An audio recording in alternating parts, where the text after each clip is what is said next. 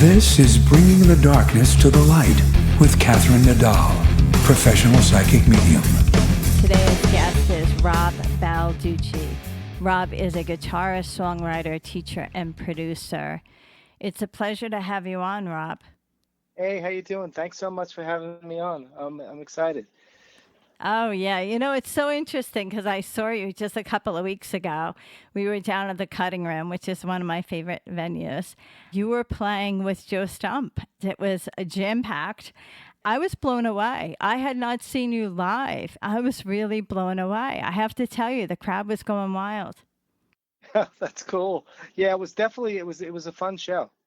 And both acts, you know, between you and Joe, a lot of times people go and they think that everything's going to have, you know, lyrics to it and singing to it. And both shows didn't have that. It was all based on pure guitar. And a lot of the people that I was sitting around with were all guitarists, you know. So every time either you walked by or Joe walks by, these guys were jumping up and shaking your hands and showing you T-shirts and all this. And I was like, oh, wow, there's a real fan base here, you know. So that's very New York. Oh yeah. So basically, I put that thing together. I came up with the Night of Pure Guitar thing, the actual name of it, and it's actually with me and Dave Weiner. Dave Weiner is a guitar player. He's a solo guitarist, but he also played in the Steve Vai band for like 20-something years. So when he was doing his solo stuff, we started to do shows together. We were both signed to Steve's label. So we wanted to come up with like a name for something, and we both came up with that title. So it's kind of cool because I'm about the guitar, you know what I mean? And the thing about it is you could put different players and different bands under that name because you know, like Joe and I are totally two different players and we write differently and stuff, but it still works under the name. So I think it's kind of cool. Well, it definitely worked there in that venue, and I was really just blown away, honestly. And then when the evening's over, you know, I picked up your CD, and I had gone to Vermont several days after that, and I played the whole CD on my way to Vermont, and I was like, wow, it transcends you. You know, it's the kind of music that, and I told you that night, it reminded me of Joe Satriani, because you almost feel like you're in the music, but you feel like the music's taking you somewhere else. It's just amazing. No, thanks a lot. Yeah, I mean, Joe's a big influence on, you know, a lot of guitar players, but, you know, there's a process that I kind of honed in on when I was writing my songs. And like, I feel that even though it's instrumental, the way I write, the guitar basically takes place of the vocal. So there's a chorus section, there's a verse section, you know, there's a B section, then there's the solo break, and the solo break usually goes in is something different, and I kind of like connect it all together. And to me, I think that the songs need to have some sort of inspiration, you know, and the title, like titling and inspiration is like the first thing that I start out with. Then I kind of concentrate on what that title is and what the inspiration is, and I write the song. And I think being that the song means something to me, that it will transcend to people listening to it, whether they usually get kind of like the emotion of what it's about. That's the whole idea behind trying to be a songwriter, is to get people to feel something. Well, you definitely do a great job with that.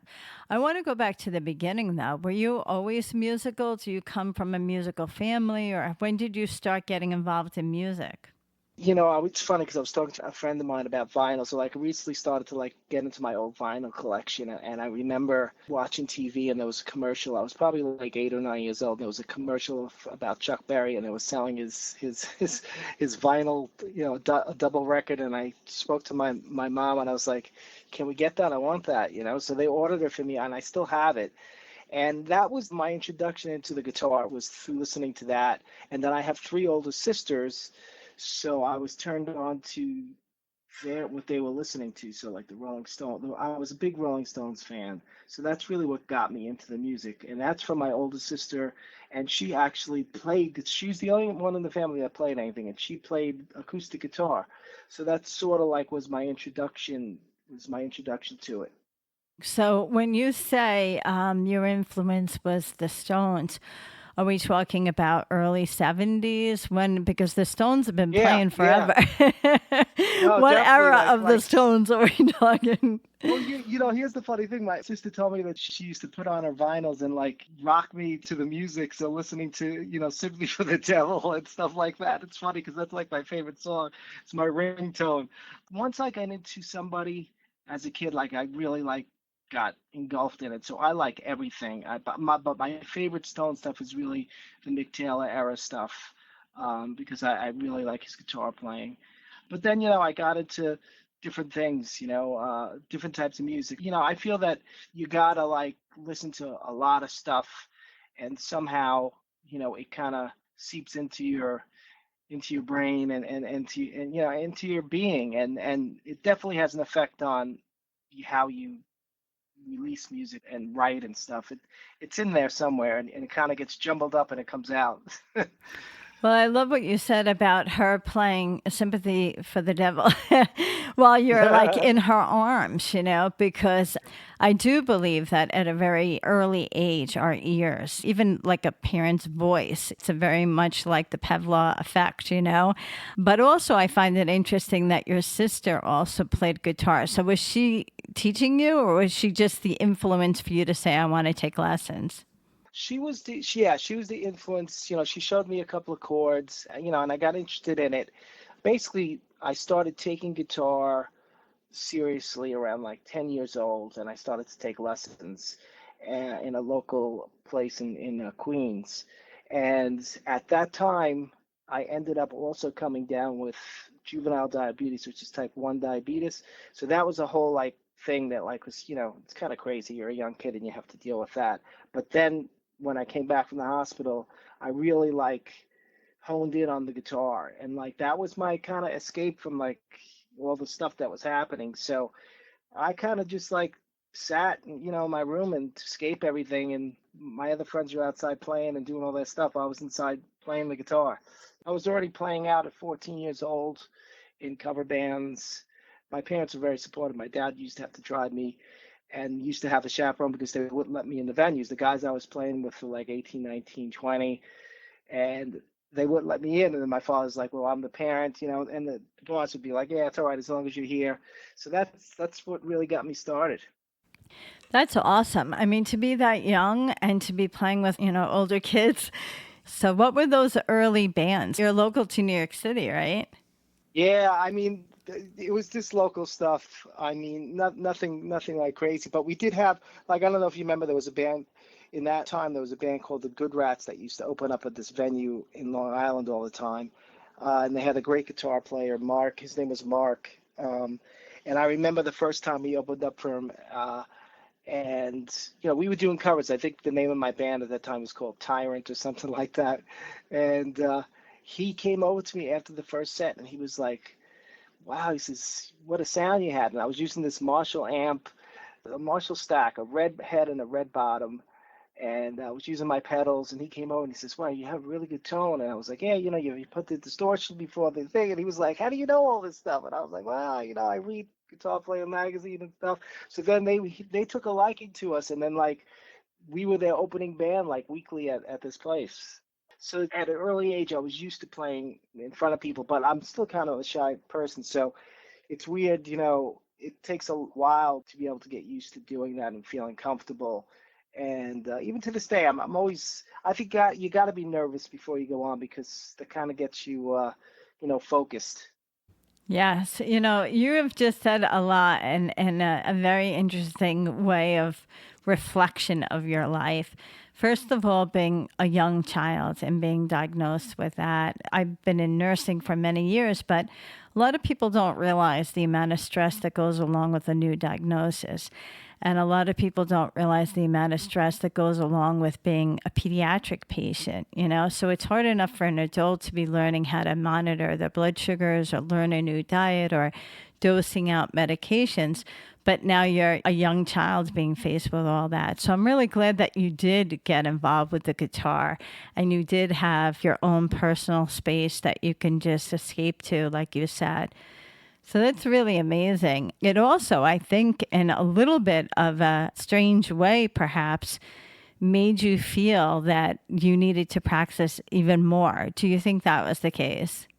Yeah, for sure. I think the weird thing about it is when I was diagnosed with it, and like my parents like were so worried and wanted to do whatever wanted. So basically, my idea at that point was like I didn't want any of my friends to know. So it was sort of like, I was kind of hiding that thing, and that's kind of one of the reasons why like I didn't go and hang out with everyone because I had to take insulin shots and, I had to worry about what I was eating. I didn't go to like sleepovers. So basically, I stayed by myself and the guitar with the guitar. So that's kind of what I did. So I don't know if there was that aspect of it, but it just made me play more and and I think that's what really developed my playing uh, to it because you have to really you really have to focus, especially at an early age like that, where there's so much going on. I think that helped me. You know what I mean? Like to be honest with you, I wouldn't change anything about getting everyone has something that they have to deal with through life. So my thing is I have to deal with diabetes, but I think it really shaped my personality and my playing. And you always think like I'm being honest here, like when I was a kid, when you read up on this stuff, there's so many things that diabetes can affect. You can have a heart attack, you can go blind, it could affect your kidneys, it could affect your eyes. So you see all this stuff and you're like, God, what's going to happen? So my attitude was, I better do things that I like and do things that I want because you don't know what the future holds. No one does, but like when I'm at that age and you see all that stuff, was kind of my thing. So I wanted to play guitar, and that's what I did. Wow, that's amazing. Yeah, I understand that. I understand that during that time, solitude and the guitar became your friend.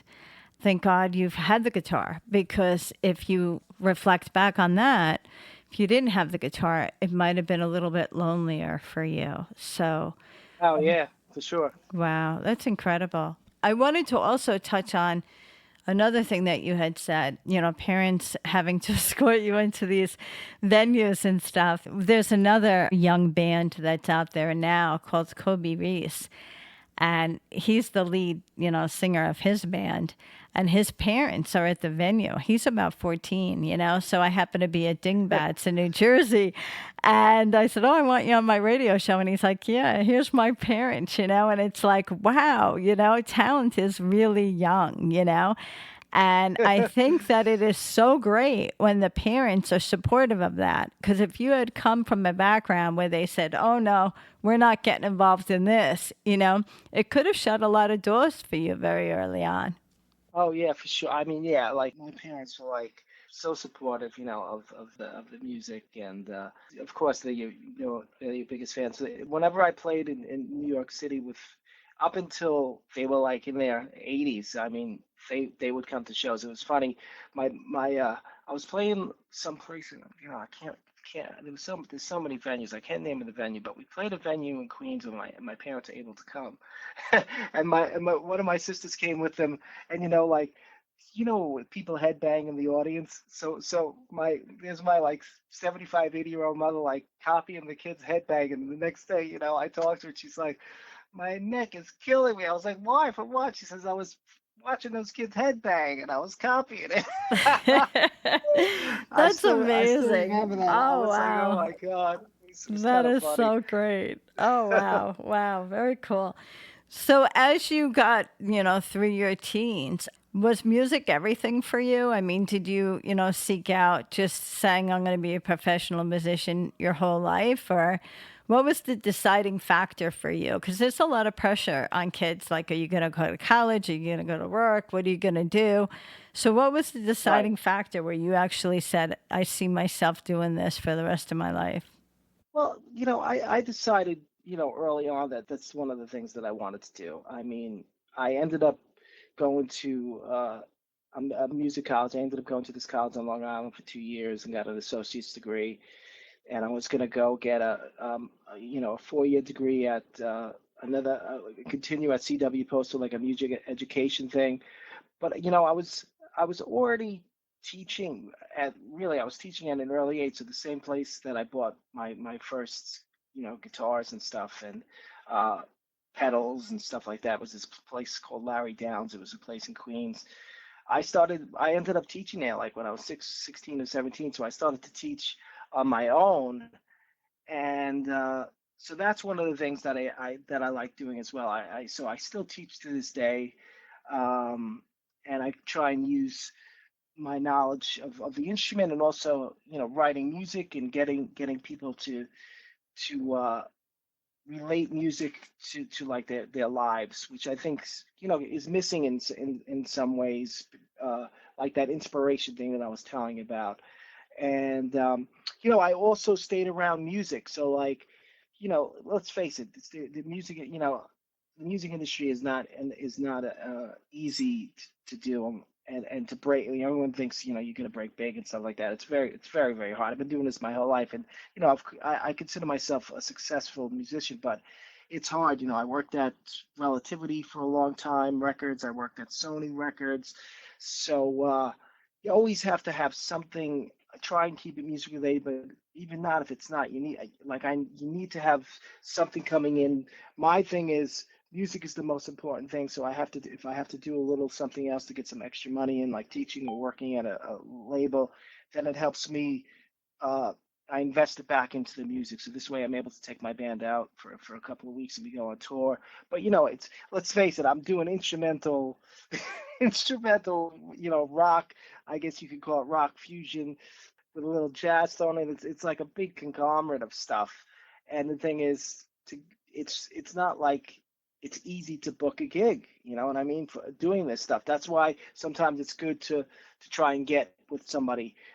So I try and get opening spots for bands. So I've had the pleasure of like playing with like really really like killer artists. I had to opened up for Peter Frampton. I did a tour with Richie Kotzen in Europe, and we did some dates in LA, and so I try and do that.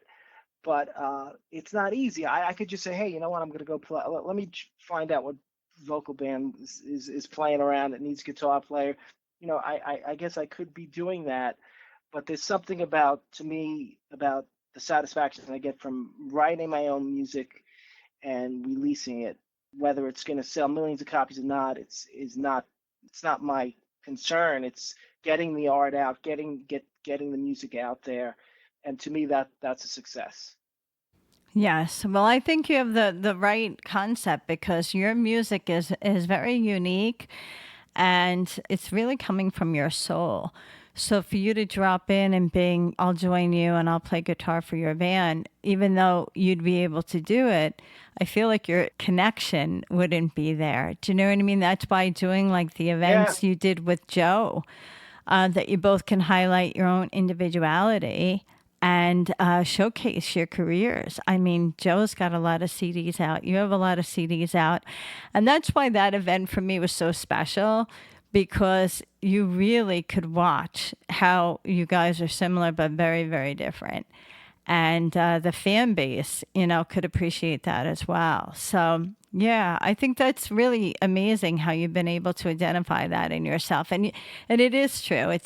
It's when I look at your bio and I see Peter Frampton in Kansas and Richie Kotzen and Andy Timmons and Dave Weiner and Gary Hoey and Living Color, and the list goes on and on. Do you have any great stories about kind of performing with these famous names here? I could tell you something that changed my playing, and the way I thought about playing live has to do with playing with Richie Kotzen. I told him this one day, and he looked at me like I was crazy, but it's the truth because I guess everyone sees himself a different way. But like me, I was always like before this happened. I was always like so worried about like my how I was gonna sound live when I was playing, and what my guitar sounded like, and so if the sound check happened and I thought that I didn't sound right, then I would kind of be in a mood, and then you play and you don't play as good because you're like, oh, your head's all in like, oh, what am I, I don't sound good and all this stuff. So we get to these shows and I get to see Richie soundcheck, and he's really a minimalist as far as like pedals or anything like that. At that point, now he uses like maybe a reverb and something, but at that point he was using nothing. He was just going direct into the amp, and like he was just so like relaxed, easy, plugged in. Most of the time he checked his vocals. They did two songs, and that was it. There was no like worrying about it. And then he came out and he played like an amazing show.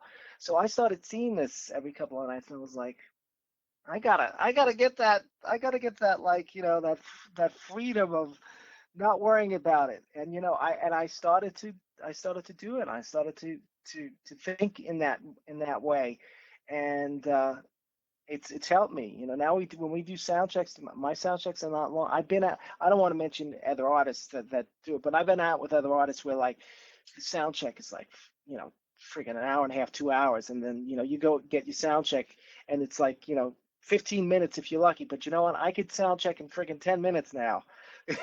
So really the sound check, it's really for the other band members to make sure that they could hear the guitar, they could hear the bass in their monitors. My sound has developed when I play live is I put earplugs in. I have no monitors. I just hear what's coming out of the amp, and I hear the instruments on the stage. I don't like to hear myself blasting back, and I just kind of feel what the sound is on the stage, and that's it. And it's very easy. So I got it down to like a science now, but that's what started it. That's really, really great, though, because a lot of that takes self awareness, like you identified something in yourself, which for some people find difficult, to acknowledge something that, maybe I can do this differently, or maybe I can do this better in some way. So that's really a show of strength. Would you agree? Yeah, I mean, well, it's trying to take something and adapt. I don't know if that's what he's doing, but I adapted it towards how it could help me. You know? Yes, and apparently it has, because now you said you've changed your ways since Yeah. then. Some of the guys on this list that I'm looking at, pretty incredible. I mean, I've seen George Lynch several times. I mean, he's been playing with Lynch Mob the past couple of years now, and I'm mesmerized by him. Do you have any Yeah. stories about the famous George Lynch? No, he's be honest with you, he's he's pretty quiet. He's a nice guy. I did a couple of shows in New York and with him. BB King's. There was actually another cutting room that I did shows with him. It was the George Lynch thing, and then I think I did something with another a group that he had together with, and I forgot the name of it. But like he's pretty quiet. Kind of low key. Um, Well, his you know, guitar is not quiet. I know, I know. He's really something. Wow, yeah. Wow, he's really. And Michael Shankner, that's a name. He's on my That favorite was list. Tell me about me him. too. That was a crazy show. There was a place on Long Island. It was called the Downtown, and it's actually not there anymore.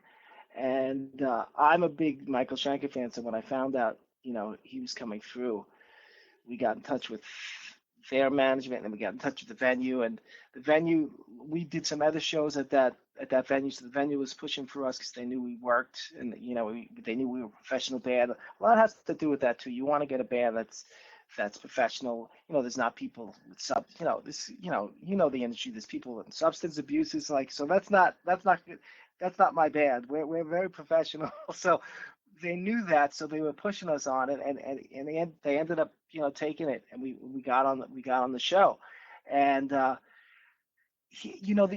was just like a fan, fan struck. I'm still I'm going back to like thinking about like all those Scorpion songs and all that crazy stuff. But he's he seemed like he seemed to be the only I could say about him, he was nice. I got to meet him. I told him, that I was a big fan. He was very nice to me. We took a picture, and if you can believe it, this was before like digital was so crazy, and I can't find it. Excuse my French, but he was very nice, and then I saw that his band and him saw a couple of my songs, and I saw them when we got off, and they liked it, so I mean that means a lot to me, that just having the ability to do that, and then fans liked it too, so I mean it's all positive. Yes. Well, the idea that Michael Schenker was watching you play, that would make me a nervous wreck if I was a guitarist. I know. I know. The thing is, if you start to hone in on negative stuff and you start getting self-doubt, there's no room for the performance, like Steve Vai calls it, getting in the zone. And I kind of feel it's the same thing as the best time when you play is when you're not thinking about anything else, and you're just sort of in the music, and you can feel the notes that you're playing, and you can't really even see anybody. It's that's when the best things come out. And every I'm sure every guitar player has it, and musician always goes through a thing of self-doubt. And I'm just lucky enough that I have people that I look up to, like these people, and like when I do have those moments of self-doubt, like those things come back to me. Like I have, you know, when I was on tour with Richie Kotzen, I wasn't even like fishing for a compliment. We were talking about music, and he told me like when he got, we were both endorsed by this amp company called Cornford, and Cornford sent him my CD to listen to, because we wanted to do opening slots for him for a couple of shows in the UK and stuff. And he told me the story that his girlfriend at the time put on the CD, and he was sleeping, and he says he woke up and he heard this beautiful guitar sounds coming out of the thing, and he came in and he said, "Who is this?" He told me the story, and he was like, "She was playing your stuff," and he says, "You're a killer guitar player, and you're a great songwriter." So like I get to think back at that when I feel in doubt. I also have to think about, like, I'm very lucky enough to be, like, for Steve Vai to believe in my music, to put out he put out 3 of my records on his own label. So, and he said, numerous things about me, even in quotes, that I think I have it on my website, and I have it on a bio, about me, about my playing, about my songwriting, have an emotional investment into the music. So whenever I'm in doubt, I try and think about these great players, and I call them friends now, so good friends, and it gets me motivated, because everyone has self-doubt. Absolutely. I actually have his quote in front of me. I'll read it. It says, "There are 2 things that make an effective musician. One is the technical ability to perform the instrument, and the second is the emotional investment in which you are playing. Rob has a really good equilibrium for the technical side of things and the emotional investment." Steve Vai. And that's really incredible comment on your talent, but also you as a person. I mean, it's not just the guitar. You're making the guitar do these things, right? Right. No, thanks. So another thing I wanted to talk to you about, it's something that comes up in conversation a lot with some of my friends. But a lot of guys I know have been in the music business like you, and they've seen a lot of changes in the music business. And one topic of discussion around every December, January is always NAMM. Who's going to NAMM? Who's not going to NAMM? Now NAMM has changed. Now NAMM is open to the public. And I know a lot of times you're asked to play, or you're asked to stand at a table or something. What has been your experiences with NAMM, either before they made the changes and now with the new changes about NAMM? Well, listen, the NAMM show has this reputation of being like to go to see, like, when you're early and you're young and you're first coming out, you see, like, hear everyone talking about NAMM. So I remember, like, I've been going for years. So my first NAMM was, I think, in the 90s, and I was like a kid in a candy store there. It was my first record, and I went there, and I got to meet the people from Ibanez, and I got to meet the people from DiMarzio, and both of these guys now, because of those, I wouldn't say because of the NAMM show, but meeting and establishing a relationship. I've been endorsed with them now, both of those guys for over 30 years. So to me, that's what it was about, going to see and seeing these other players, and you get to see these people perform. And then eventually, I ended up getting to play for companies and going. And we used to also do. I used to play at booths, and I also started to do the Hilton. There was a couple of years, like 5 years in a row, where in 2006, 7, 8, 9, where I was playing the Hilton like at prime time, like 11 o'clock at night, like in the Hilton, and I was playing with an instrumental band, which it's not really a common thing, and it was just fantastic because all the place is packed, not only with the public, but with all these musician people. And we were talking before that we interviewed. Doug Ultrich was actually there one night, and he came up to the side of the stage, and like he didn't know who I was. They came up. He says, "Wow," he says, "sounds great." And the guy from the guitar player from the Letterman band came up and was like, "Wow, I never heard of you. This sounds amazing." So like stuff like that, like it's not going to happen anyplace else but at NAMM. But the changes that happened, basically, what it used to be, I think, was they used to be wasn't open to the public, but on a couple of days. But I think now, because after the pandemic, the attendance has gone down. So for them to, I guess, be able to make money, I think they're opening it up more days to the public. And what I think happens there is I think it just makes harder for people to do business. You know what I mean? But as an artist point of view, I don't think it really affects the artist, because most of the time you're performing on the days where the public was there. The biggest days was the Saturdays if you're playing at a booth, because that's when it was open to the public. If the public is not there, you're kind of doing what's good for the endorsers, because maybe Guitar Center's there to see like a new guitar, a new amp, and then you're the artist and you're playing it, and they get to see it in action.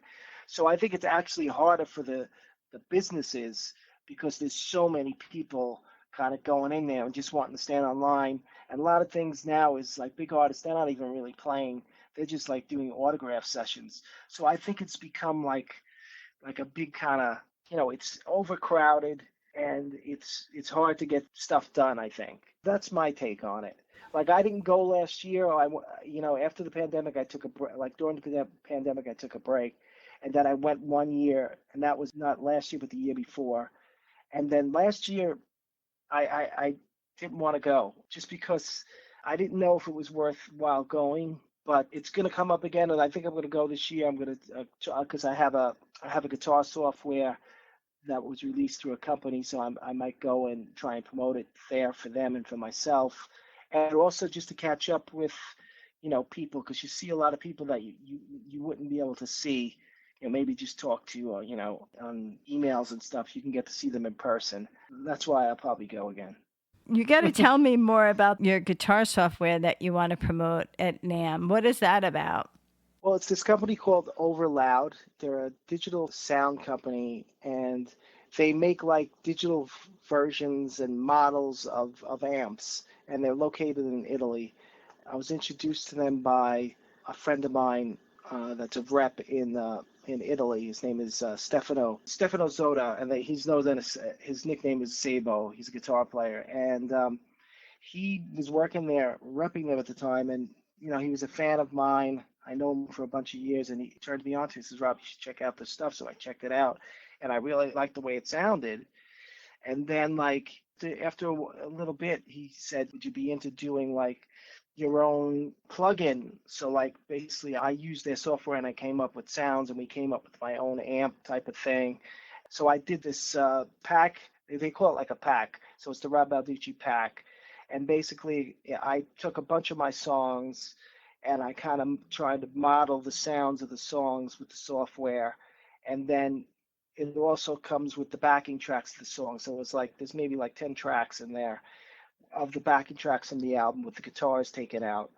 And so whoever buys it is able to use that, make a jammer over it, make it it comes with the presets that I made, plus it comes with the certain amp, so you can come up with your own sounds. It's really interesting, and it sounds really good. So I'm proud to be involved with it. It sounds so interesting. Obviously, I'm not a guitar person, but it also, the way you describe it, and correct me if I'm wrong, but is it a good tool for someone who's learning to play your songs? Oh yeah, for sure.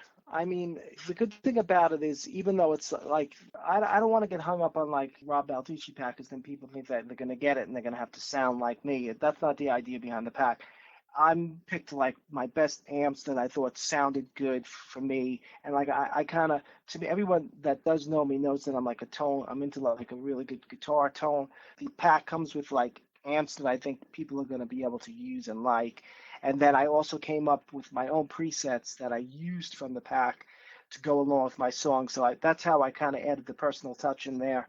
And I think it's the first one, the first thing that they released that actually has like the artist backing track. So I feel that's kind of cool. So I think people can get it, whether you're a beginner or you're not a beginner. You can get the thing. You could plug it in. You use your computer, and you could have a backing track, and you could start experimenting and playing over it. Wow, that's incredible.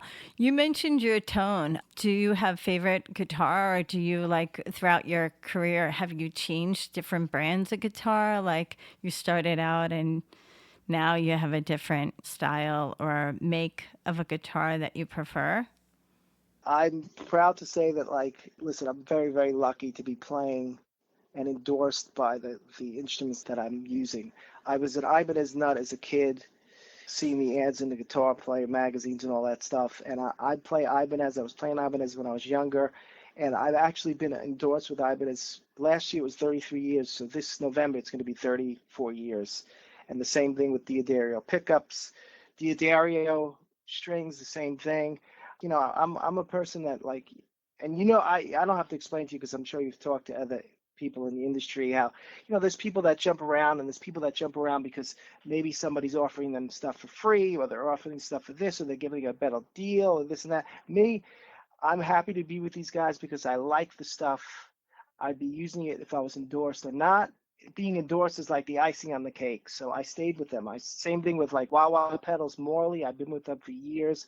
I find something that works for me, and then I'm gonna stick with it.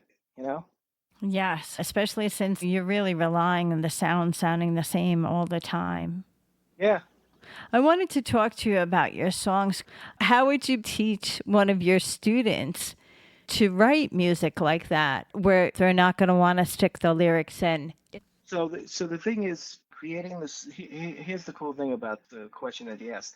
It's not like I could teach anybody how I write, because whether the instrument is the guitar or the instrument is a piano doing a melody, or it's a singer writing a melody, because melody comes first and then the words come second. So you kind of like, what I tell them to do is, first of all, like I'll give you what my process is. So first of all, come up with the title. So if it was a new person that wasn't writing this way, and they were just writing like they studied music and they're writing everything, oh, this is going to be in the key of E major, and I'm going to write this, and I'm going to play this chord because that's in the key. And so that's like writing it with your brain. I had a professor in college that told me, and I didn't understand it until much later on. He told me, you need to learn all you can about music, and then you need to forget it. And that's basically what I'm doing. I'm not using my music at all when I write. You have to use what you're hearing in your head and what's coming out, what you're hearing in your inside.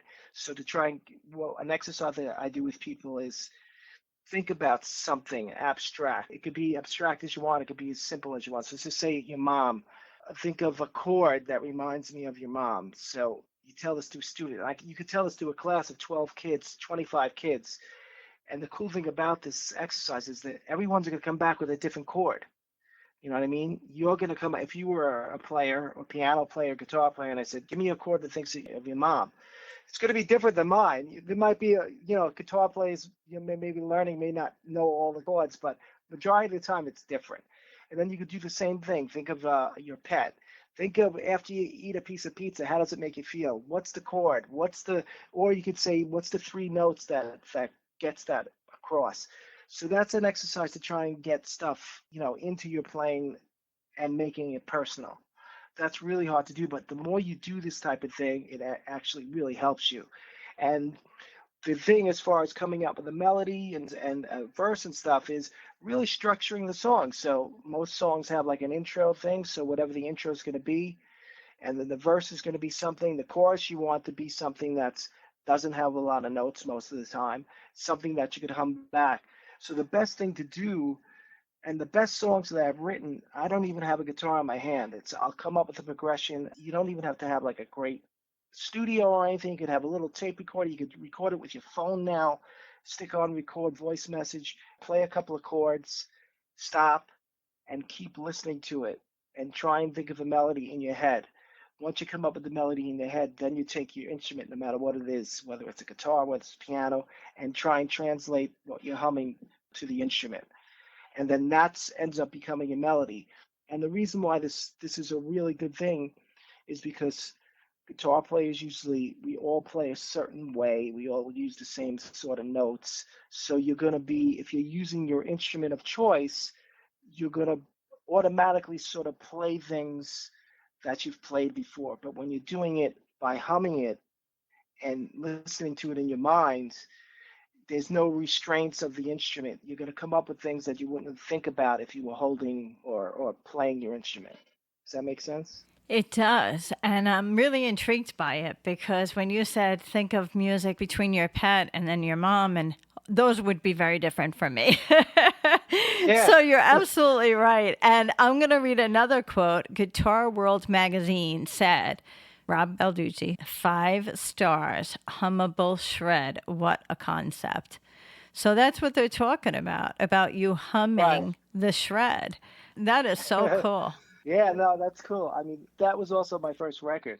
I think I honed it in as my records developed, but the first record still stands up for me. But the thing is, really, the personalization of the music, that's where it started. That's how it started. I consider myself an independent artist. So the thing is, there really is no time restraint on like me having to come out with a record at a certain time. And I think that's a benefit to me and a benefit to people that are listening to my music because, some bands, not as much now as it was before, but you used to be on this thing where you just have to come out with a record and then a year later you needed another record. Sometimes it was even earlier than that. So the thing is, how the hell can you write a good record in that amount of time and make it worthwhile or something that's going to be different than the following record or music that you wrote when you didn't have a chance to experience anything? That's where I get my inspiration from. So I need a good amount of time because your life changes like my records are spread out because I have to live and experience stuff before I'm not even going to bother writing anything good if I haven't experienced something. So that's what I do. Wow. Well, I am so glad you just said that because we're going to end the interview with your song Ring of God. And I know that when you were at the cutting room, you mentioned that you wrote that song for your dad. So can you just give me a little bit of insight to that before we have you plug your social media? Sure. So the title the ring comes from when my father passed away, and in the hospital, you have to take off your jewelry and everything. So he had his wedding band, which he gave me, and there's a band with his initials, VB. So his name is Vito Balducci, and so was my grandfather. So it was my grandfather's ring that was handed down to him, and then he ended up giving it to me. And so that's where the ring thing comes from. And Ring of God comes from, I had said this at the show that you saw, but my concept for that is, your parents, your father. A lot of people think when you're a kid, you think of your father like as a superhero. So to me, if you were going to think of what's the biggest superhero, whoever you worship, God is not just one God, so it's all encompassing. So whatever you feel God is to you, that's what this is about. So that's what I think, parents are. So this is for my dad, and it's called Ring of God. Wow, that's beautiful. So let us know your social media, your website, and where we can download and stream your music. Sure. It's available on all the streaming things. So, the most popular is Spotify and Apple Music. It's on there, plus a lot of the smaller ones. And Instagram is at Rob Balducci. Facebook band page is at the Rob Balducci Band. It's pretty easy. YouTube is at Rob Balducci. I haven't been on there as much, but I'll get back. And my website is robbalducci.com, where you could go on there and support artists. The best thing to do for artists is to buy directly from them. So you could buy my CDs if you're into CDs through the website. I also have an instructional book that you could buy through there. That's a transcription book to one of my albums. And there's even spots where a couple of albums, the new album and I think my first album, where you could actually download the digital version directly from me instead of going through an official site. So eventually all my records will be up there where it's downloaded from me, and I'll get the majority of the profit as opposed to splitting it with a downloading agency. But that's it, robbalducci.com. Wow, that's great. And do you have any upcoming events happening?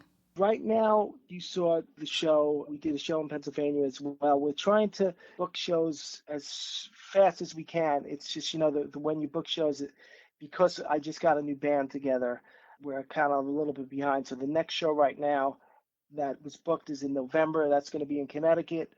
There might be something beforehand and something after, but we're in the process of getting them booked. So the best thing to do is to check the robbalducci.com for more upcoming dates. Okay, great. Thank you. Well, we are going to roll out with this Ring of God, which is your dedication and the honor to your dad. It's been a pleasure to have you on, Rob. Thank you so much. Thank you. It's a pleasure speaking with you. Thank you.